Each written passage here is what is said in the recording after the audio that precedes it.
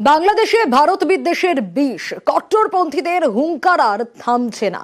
হাস্যকর সব হুমকি, যা দেখে অনেকেরই প্রশ্ন, এই সব কট্টরপন্থীরা কি ভারত বাংলাদেশের বন্ধুত্বের ইতিহাসটাই ভুলে গেছেন, যে ইতিহাসকে আজও বুকে করে রেখেছে হিলি।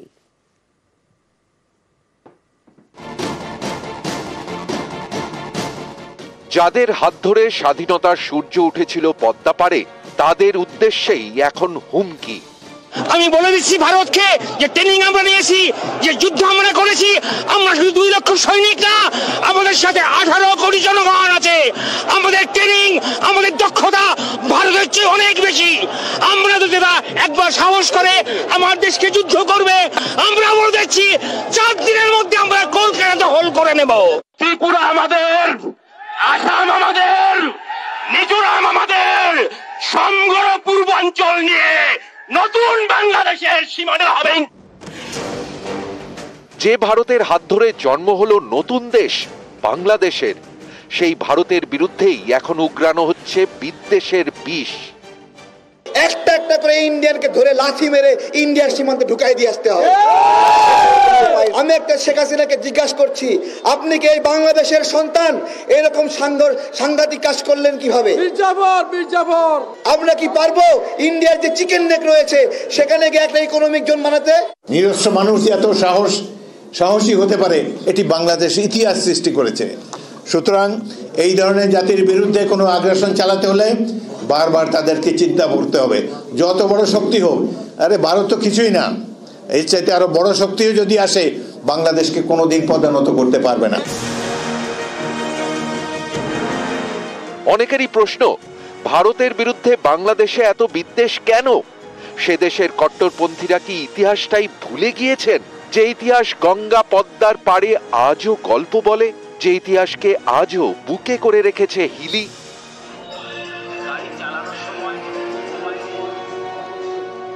বাংলাদেশে বিদ্বেষের বিষ, আর ভারতে বাংলাদেশ মুক্তিযুদ্ধের ইতিহাস স্মরণ। দক্ষিণ দিনাজপুরের হিলি সীমান্ত, 71-এর যুদ্ধে শহীদ জওয়ানদের জন্য এখানে আজও স্মৃতির পাতা উল্টানো হয়। সালটা 1971, পূর্ব পাকিস্তানে তখন চলছে অত্যাচার পাকিস্তানি সেনাদের। মুক্তিযোদ্ধাদের হয়ে তখন ময়দানে নামে ভারতীয় সেনা। 1971 সালে 24শে নভেম্বর হিলি সীমান্ত পেরিয়ে পাক সেনাদের বিরুদ্ধে রুখে দাঁড়ান বহু ভারতীয় সেনা জওয়ান। 11ই ডিসেম্বর পর্যন্ত চলে যুদ্ধ, নতজানু হয় পাকিস্তান, জন্ম হয় বাংলাদেশের। এই যুদ্ধে হিলি সীমান্তের কাছে ভারতীয় সেনার 462 জন জওয়ান শহীদ হন। হিলি ফুটবল মাঠে তাদের শেষকৃত্য হয়। তারপর থেকে প্রতি বছর 12ই ডিসেম্বর শহীদ জওয়ানদের স্মরণ করে হিলি। আজও হিলি বুকে করে রেখেছে 71-এর সেই দিনগুলো। ইন্ডিয়ান আর্মি থেকে এটা বানানো হয়েছিল এবং প্রত্যেক বছর ইন্ডিয়ান আর্মি এখানে একটা কন্টিনজেন্ট পাঠান 12 তারিখে। আজকে আমাদের কাছে এখানে হিস্টোরিক্যাল বাস্ট বানানো হয়েছে, এখানে ম্যাপস লাগানো হয়েছে, যাতে পরবর্তী প্রজন্ম আছে তারা যেন এর ব্যাপারে জানতে পারে, শিখতে পারে। মোহাম্মদ ইউনিস তার নেতৃত্বে সরকার চলছে, আসলে সেই সরকারের সঙ্গে আগের যে হাসিনা সরকার, তাদের মধ্যে কোঅর্ডিনেট করা যাচ্ছে না। ভারত বিরোধী একটা যে মতাদর্শ, তারা আস্তে আস্তে এগিয়ে যাচ্ছে, কিন্তু তারা আসলে বুঝতে ভুল করছে কে হচ্ছে মিত্র এবং কে শত্রু। ভারত এখনো কিন্তু সকলকে একসঙ্গে ঐক্যবদ্ধ নিয়ে চলতে চায় এবং 71-এর যে মার্টিয়ার, যে তার যে শহীদ স্তম্ভ, সেটা কিন্তু আজও সেটাই প্রমাণ করে। 71-এর মুক্তিযুদ্ধ, অনেক ভারতীয় জওয়ানের রক্তে লেখা হয়েছিল বাংলাদেশের স্বাধীনতা যুদ্ধের ইতিহাস। সেসব কি এখন বাংলাদেশের অনেকে ভুলে গিয়েছেন? তাই কি সে দেশের কট্টরপন্থীদের গলায় এখন শুধুই হুঙ্কার? তাই কি পদ্মা পারে এখন এত ভারত বিদ্বেষ? নিউজ 18 বাংলা।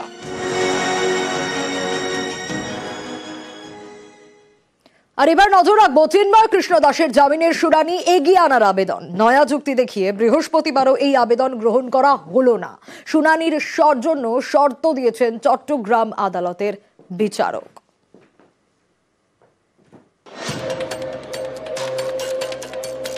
বুধবারের পর বৃহস্পতিবার এদিনও বাংলাদেশে ইসকনের সন্ন্যাসী চিন্ময় কৃষ্ণ দাসের জামিনের শুনানি এগিয়ে আনার আবেদন গ্রহণ করা হলো না।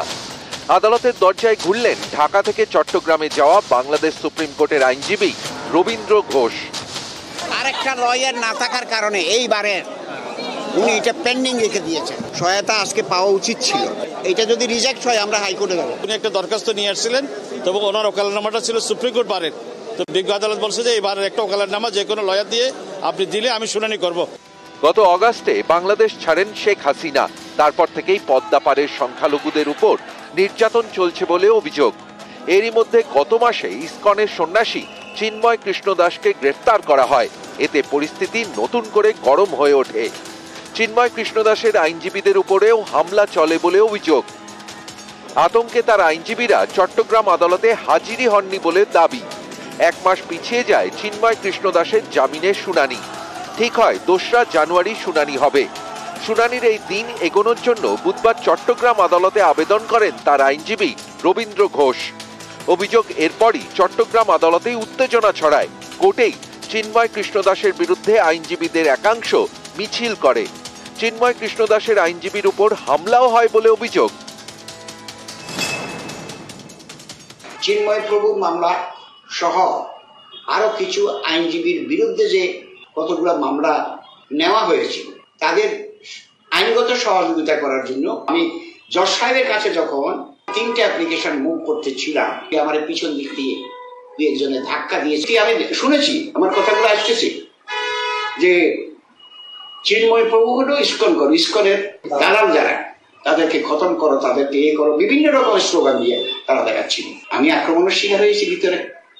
যখন আমি ছিলেন আমাকে একটা ঘুষি মেরেছে, এটা তো আক্রমণ। আচ্ছা, শুধু শারীরিকভাবে আক্রমণ নয়, শুধু আমাকে মৌখিকভাবেও আক্রমণ করেছে। আমি আশা করতে পারি নাই আইনজীবীরা কি করে সন্ত্রাসী করতে পারে। জজ সাহেবকে পর্যন্ত আজকে থ্রেট করছে, যার ফলে জজ সাহেব চেয়ার থেকে উঠে চলে গেছে। বুধবার চেয়ার ছেড়ে উঠে যান চট্টগ্রাম আদালতের বিচারক। বৃহস্পতিবার চিন্ময় কৃষ্ণ দাসের আইনজীবীর আবেদন শুনতে তিনি শর্ত চাপান। উনি একটা দরখাস্ত নিয়ে আসছিলেন, তবে ওনার ওকালতনামাটা ছিল সুপ্রিম কোর্ট বারের। তো বিজ্ঞ আদালত বলছে যে এবারের একটা ওকালতনামা যে কোনো লয়ার দিয়ে আপনি দিলে আমি শুনানি করব। নিউজ 18 বাংলা।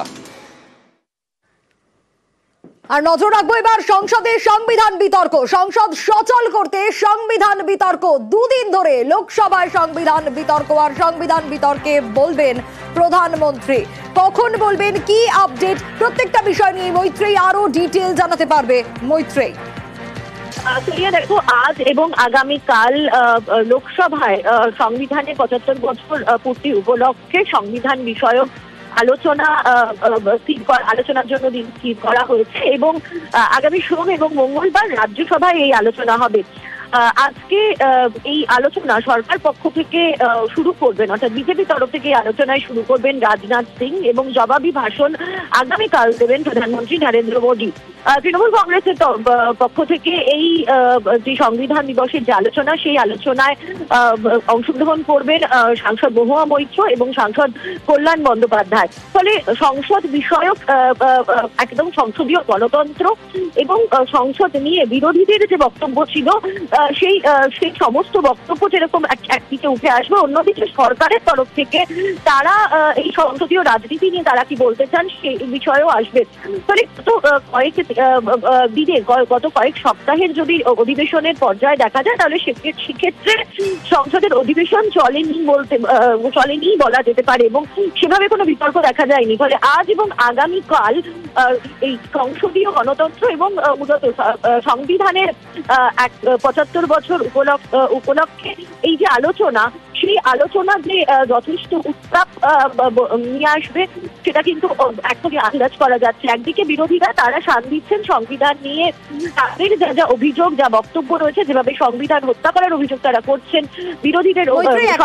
জানতে চাইবো, রাজ্যসভায় এই আলোচনা কবে রয়েছে? যেরকম তুমি জানালাম, রাজ্যসভায় এই আলোচনা 16 ও 17 ডিসেম্বর, অর্থাৎ আগামী সোম এবং মঙ্গলবার রয়েছে। বেশ মৈত্রেয়ী।